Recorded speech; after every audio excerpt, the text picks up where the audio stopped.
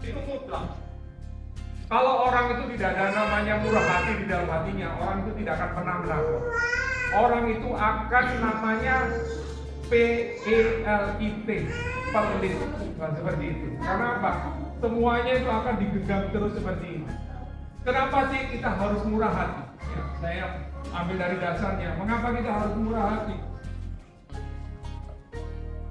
Karena Lukas 6 ayat 36, ini alasannya mengapa kita harus murah hati.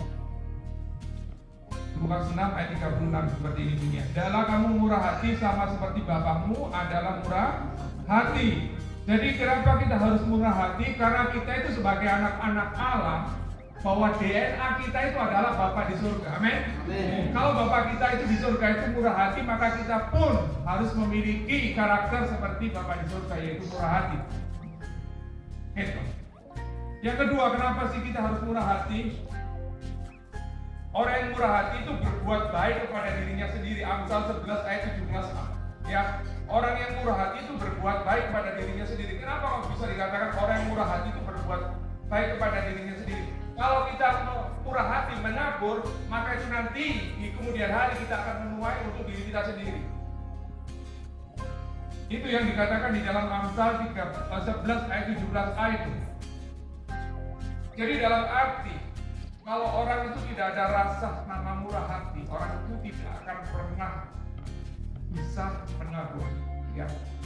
Dasar orang murah hati itu apa? Dasar orang murah hati itu kasih. Tidak ada orang yang mau memberi kalau dasarnya itu tidak ada kasih.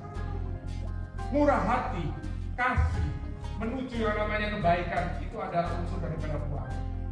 Ya, unsur daripada buah roh. Jadi kalau hidup kita itu ada buah roh, maka kita bisa melakukan ini.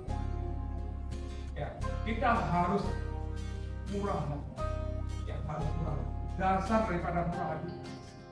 Kalau kita melihat daripada unsur buah roh itu dari kasih sampai kepuasan diri. Kasih sukacita dari kesabaran, kesabaran, kemurahan, kebaikan, dan sampai ya, itu yang harus kita tanamkan, Bapak Ibu. Bagaimana kita sebagai orang-orang yang percaya kepada Kristus, tapi kalau kita itu tidak ada yang namanya karakter Kristus, yaitu murah hati. Gak mungkin lah orang itu dapat dalam arti itu mau menabur, tapi kalau di dalam hidupnya itu tidak ada karakter Kristus, yaitu pemurah hati dan tidak memiliki kasih.